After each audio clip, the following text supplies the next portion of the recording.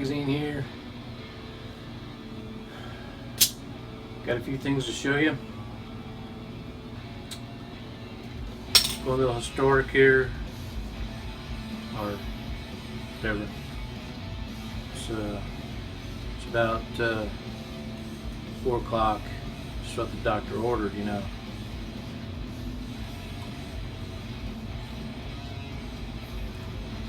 By the way, if anyone gets the holly thing from last video, let me know in the comments. I thought it was clever when they did that, if you know what I'm talking about. So anyway, I've got it. Yesterday I went out of town, well, a little ways outside of town, to a small town called Paola, Kansas, and they have a real cool downtown area with the square, built around a square, and kind of a park in the middle, and a car show there. I'm going to show you a little bit of that. And they had a few little antique shops, and picked up a few things to show you at the antique shops. So, at these first 4, I don't remember where I got them. It wasn't that long ago that I got them. But anyway.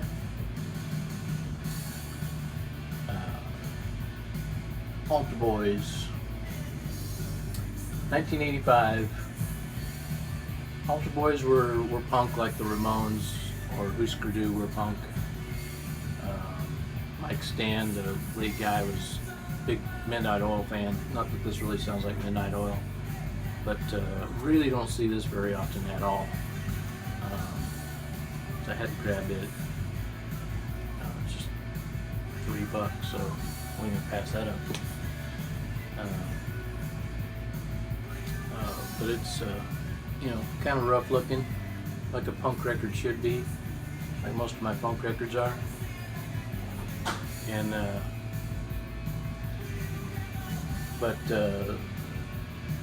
the Altar Boys were very earnest and honest in their tone. On the back here it says, "When you're a rebel, the world is just so different from you. When you're a rebel, they just don't understand the things you do." Of course, that sounds cooler with the guitars backing it all up, you know. But anyway, this is this was a real rad mix of Christianity and punk, rock in a time. It really helped me in navigating an understanding of relationship with God at an age I was just at on my own, and questioning the deepest things. These guys were too at the same time, and really wanting to live a cool life, and also wrestling with their understanding of God and everything, and their, how much they really wanted you to know about what they knew, So anyway, really good. They just re-released Get Level Music, which is one of my favorite albums, and she picked that up on CD.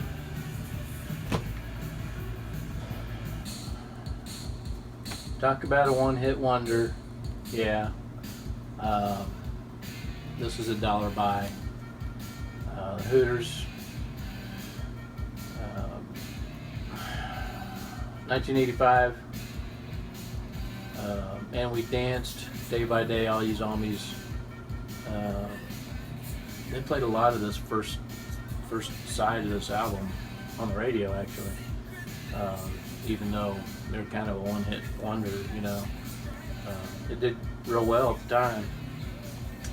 But I was just remembering there was a guy in Medicine Lodge where I lived for a short time, and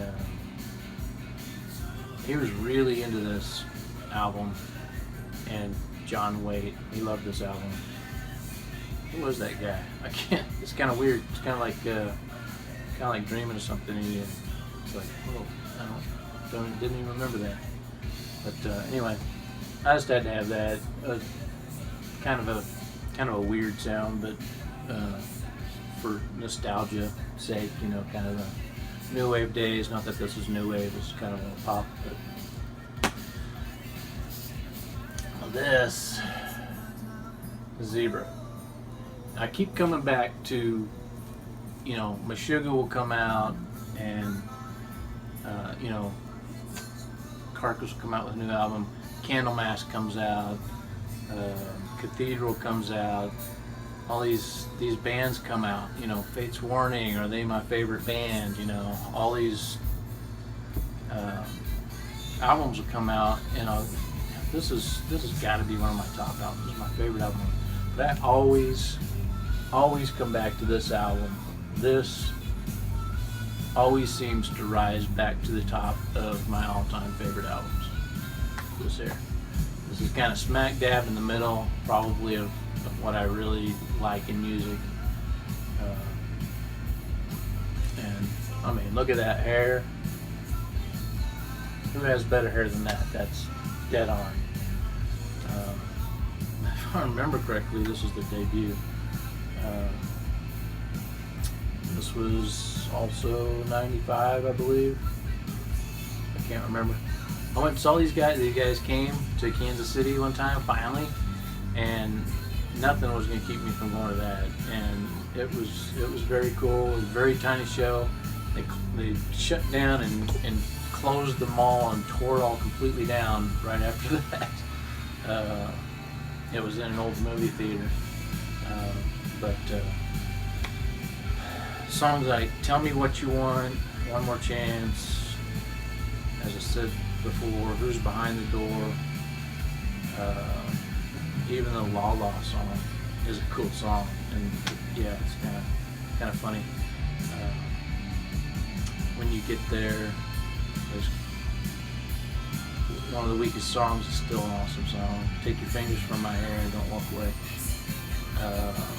Between Take Your Fingers From My Hair, Tell Me What You Want, Who's Behind the Door, Tell Me What You Want is kind of maybe like the top of rock song, you know? I mean, yeah, kind of maybe blows Dio out of the water, maybe. That's saying something. But it's just so powerful.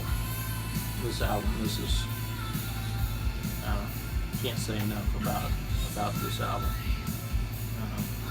If you like rock and roll at all, this, or leaning towards metal, whatever, this is, to me, the best hard rock album out there.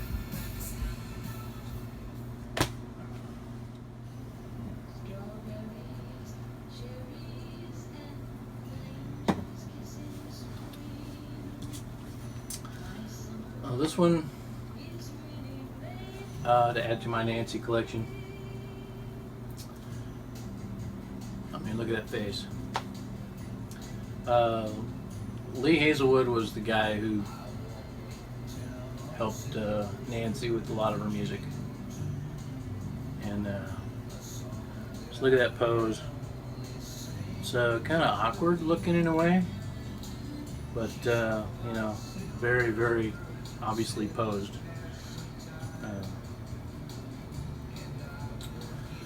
Had to give them both equal billing, I guess. But this album starts out real melancholy for an album opener. You know, it's got, you know, starts out with You've Lost That Love and Feeling, which was popularized, of course, by Hall & Oates. The second song, Elusive Dreams, kind of brings to mind 007, which would make sense for the time.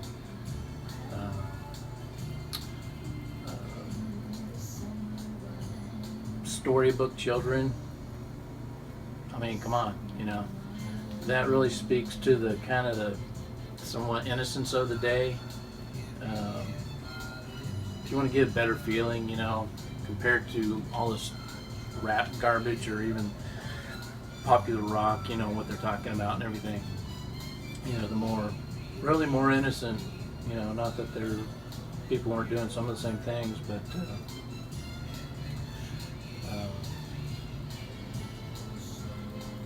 questions and answers and questions. A little bit of meaning on what some of the albums or songs are about on there. But anyway, there's a lot of country and western sound on here. A lot of bubbly rhythms like you'd hear in a 60s sitcom. Lots of orchestration, that kind of thing. Anyway, Nancy Sinatra. Well, this one, I do remember where I got this one. I thought I had this one. I guess I didn't. I think the one I was thinking of was with the Jets. Sabbath, Technical Ecstasy. The strangest between that one and this album, they had some really strange, you know, I mean, like, they got these defining album covers, and then most of them are just strange. You know, 13 I thought was kind of a weird album cover. It was alright. It was a cool idea, but as an album cover, it would have looked better on the back or something, and had something more stand out, something more, you know, meaningful in the front or whatever. But anyway, you know, this art is by a guy Hypnosis, who's named Hypnosis. A couple of afterwards, a couple of robots making out after a moment of love at first sight, you know, swapping robot fluids. 1976, yeah, people probably maybe like this album the least, I don't know. It's just about as good to me as any other Black Sabbath, and, you know, Ozzy Sabbath, you know, since I'm a heaven and hell kind of a guy. But it's got a little bit of Kiss, yeah, you know, like Rock and Roll Doctor kind of brings to mind a little bit of Kiss. Bill Ward sings It's Alright, and that's very reminiscent of Beatles, Paul McCartney, really. So that kind of gives you an idea of a lot of what's going on here. She's Gone, lots of keys in that ballad towards the end, and then, you know, end it with Dirty Women, which is very much what you think you'd hear from Ozzy or whatever. You Won't Change Me has interesting, you know, some of those interesting lyrics. You know, it's talking about, you know, sounds like a struggle with living, and you know, you're not going to change me, but once again says, I hope there's a God, because I need his help, basically. That's the kind of stuff you hear on Black Sabbath albums. Yeah, I got this at a place on the south side of town called Got What You Want, I think it's called. One of those, you know, with the U in the word or whatever instead of spelled out. Street language, you know, whatever. But they were trying to go out on, you know, this was their 7th album, and they're trying to be more technical, obviously. Rush was big at the time. I'm wondering if there's kind of a little bit of that, wanting to appeal to people who are into that, you know, prog and stuff. Not that there's any prog on here, but just trying to be different, you know, add to the music. And they added a lot, but they didn't really change the overall tone of Black Sabbath other than maybe make it more strange and more ballady. So anyway, I've got just about all of theirs now. Ah, the days of skinny ties and colorful arty fashion. I still have all my skinny ties. I can tell you a story about one of those. That and a TR7 out in the desert. Interesting story. Steve Taylor, 1985. It would have been before this, earlier, a couple years earlier. First concert I kind of remember going to, probably wasn't my first concert. It was the first one I really remember going to, other than that ELO show. It's toss-up, like, you know. On the Fritz. This disco used to be a cute cathedral. Drive, he said. Those are some lyrics. I manipulate. Lots of, this is loaded with satire. Kind of in the Daniel Amos, getting real with things. Lots of satire about what people do in the name of God, especially.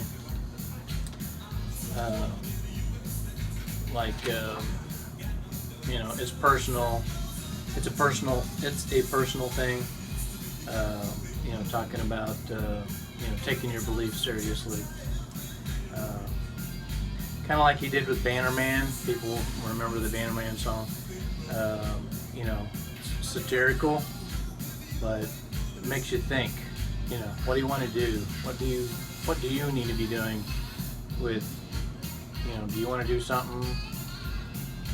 You need to do something more serious about what you're doing, or you just be honest in whatever way with your beliefs, whatever they are. And Drive, he said, is a really curious song on your lifeboat. That's a heavy-duty song. Talking about heavy-duty issues in a satirical manner. But this is a classic. CCM, if you want to call it that, release. Had to have this one. I thought I had this one, but I had another one. I don't have Meltdown, I think it's called. That one is more, this one's lots of fun and weird, fun about serious topics, and but Meltdown seems like it's more musically kind of cool. That was 85. This is my senior year of high school, 1984. Doesn't really define it. Kind of maybe defines more my sister.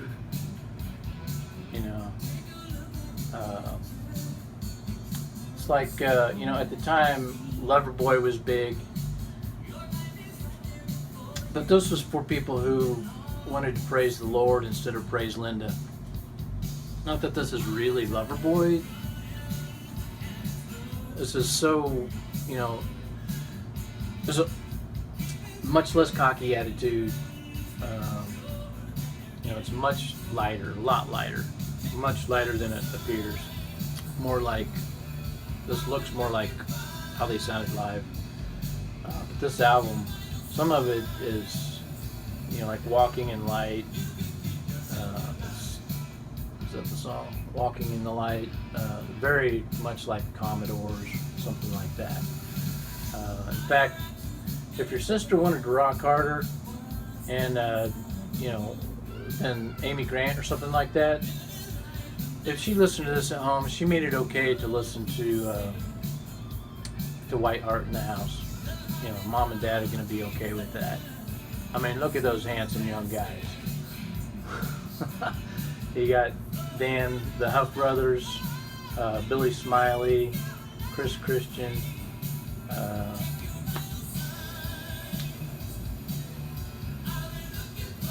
those kind of guys on here went on to produce other bands, stuff like that. But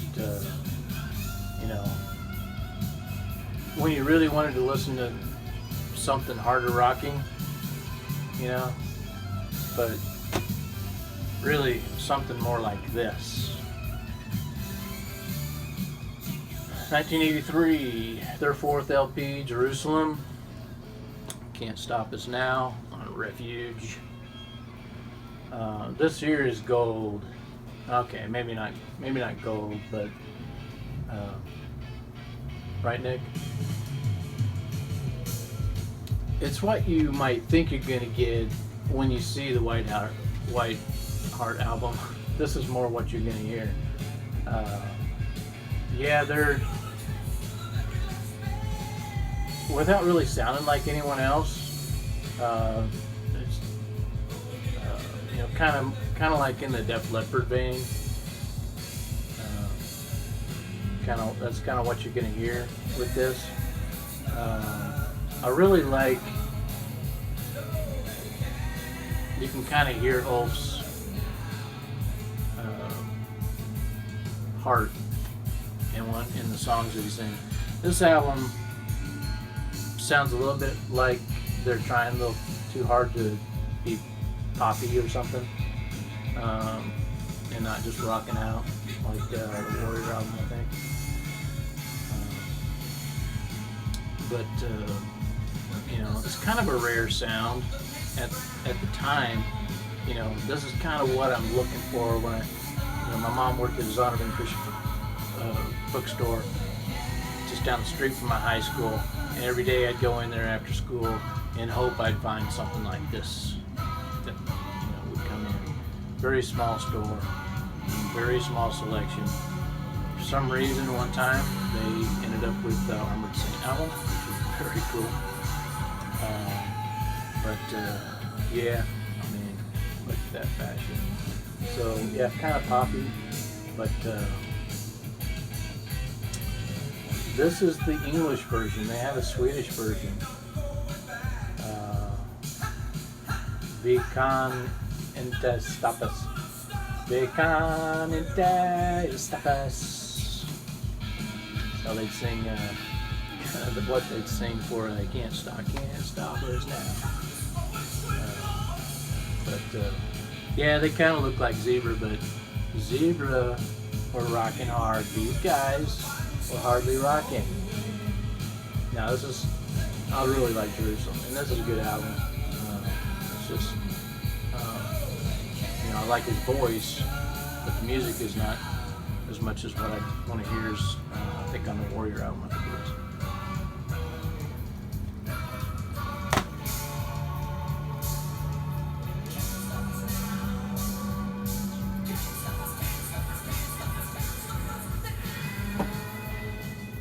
Alright, these last few, since Steve Taylor on, are ones that I picked up while I was at Paola in a little antique store. I had to buy another LP because I forgot cash and I didn't have quite enough for the minimum of $10 for my credit card. So I went back and grabbed this album. 1979 Kansas 6 album. I had just bought this recently, just like some of my Moody Blues I picked up recently. They're very rough. This one was pretty rough, but I picked it up just to kind of complete my Kansas collection. But I went back to grab this one because it was pretty cheap, and it was such good conditioning, as I've heard someone say. Such good condition.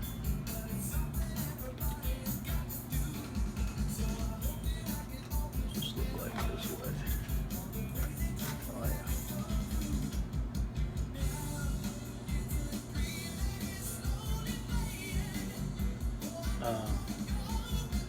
Kind of the idea here is, well, it says, if you have this album, you can read it. It's about,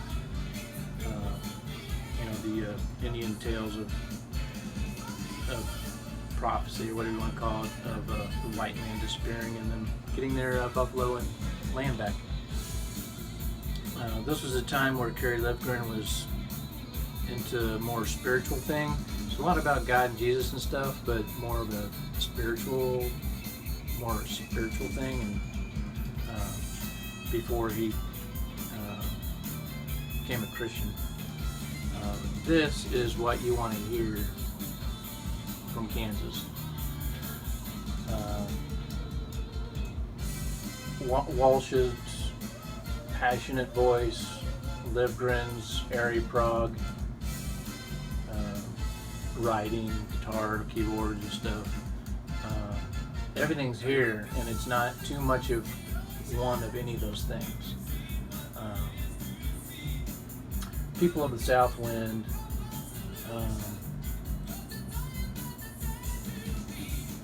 is probably the bigger hit that you'd hear, and it's about the Kaw people, or the Native Americans who lived in that Kansas area, and they spoke language called Kansa, which is where the name Kansas comes from. And roughly translated, Kaw means people of the South Wind. So that's what that's about. But such a great album. Away From You.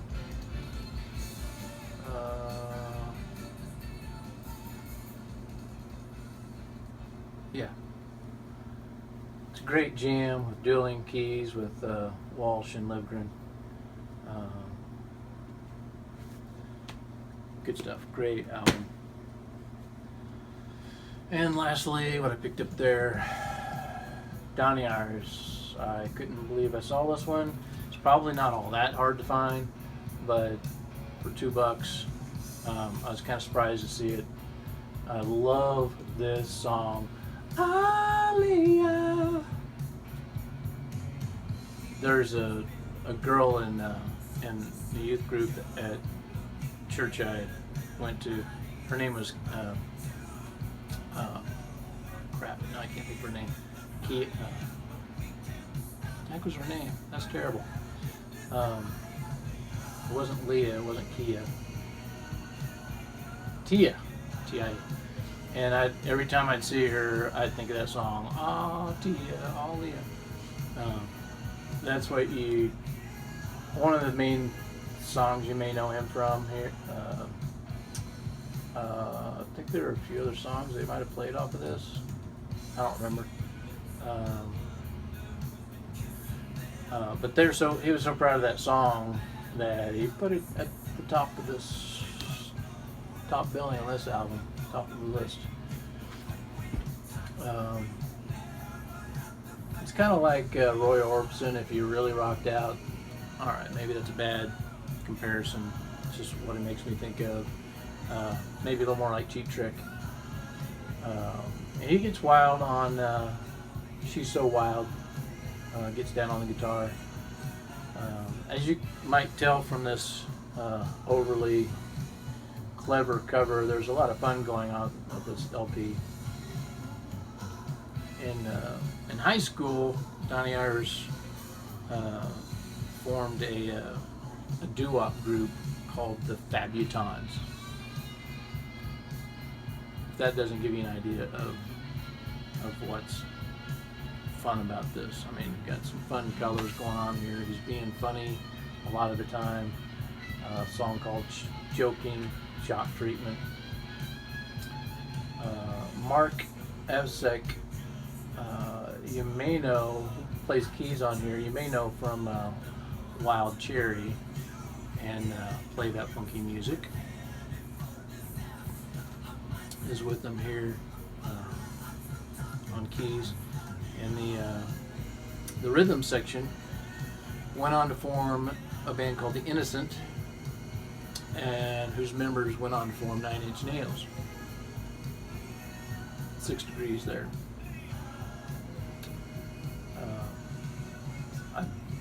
I think he took it to the next step, like a lot of songwriters want to do. They want to take it to the next step and have another hit. And I think he did it. I think he topped it quite well. One of my favorite songs from this time is Do You Compute? And Aaliyah is a girl song, is a song about a girl, and so those are popular. And this just sounds cool because it just built, so loud and grows real strong. And Do You Compute takes that to another level. I really want to get that album, at least a single. It'd be cool to have that album too. I like that song even better. It got a lot of play on my Mitsubishi car cassette player in my Nova. But that's what I picked up in Paola, Kansas at the car cruise there. I was hoping to find some cheap stuff in an antique store out there, and I did. I found kind of exactly what I was looking for. Other than wanting more metal, I didn't find any metal. Where are you going to find metal? But some kind of cool, odd Christian music and popular but odd other stuff. Kansas, not surprising, but being in great shape is kind of cool.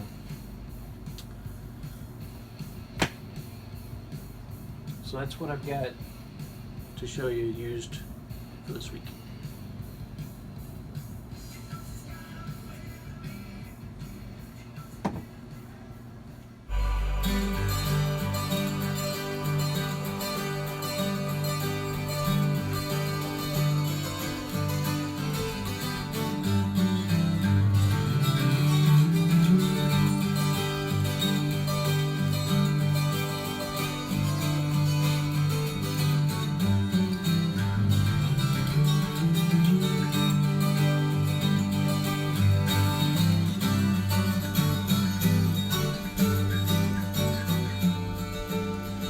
Alright, if you made it this far, you're a real trooper. And thanks. It's not that these are real difficult for me to make. I don't have a bunch of fancy equipment yet anyway. It's just me, 2 turntables, and an iPhone. Mostly I've just been working a lot of hours otherwise lately. And oh my gosh, this whole thing completely fell apart the other day when I was trying to save it on my phone and make room to save it on my phone. Thank goodness for Google Photos. Download Google Photos app. Anyway, otherwise I would have had it out days ago. I recorded with my girl Haley, but I'm going to save that for the next video. And my bro Eric and I finally got our schedules to sync. So we fired up the grill, then blew up some fireworks, and fired up the camera for an episode the other day. Coming up, featuring some of the heaviest of tunes. So look for that show soon. If anyone needs one of these albums by Zebra or Kansas, let me know, since I've got an extra of each now. Especially the Zebra. I got it to get it into someone else's hands.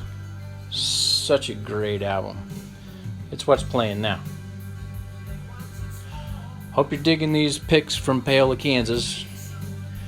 Parked between the band and the gazebo and the fountains, you might notice the California Kid 34 Ford as seen in the Charlie Sheen movie. Pete Perez originally bought this car for $250 with the top already chopped, if you can believe that. Long story short, it now resides here in Kansas City. Come visit me and I'll take you to go see it. Next time you see a cruise in like this, stop and check it out. Find the owner of your favorite car you see and ask them if you can get behind the wheel for a minute. Chances are they'll be happy to let you.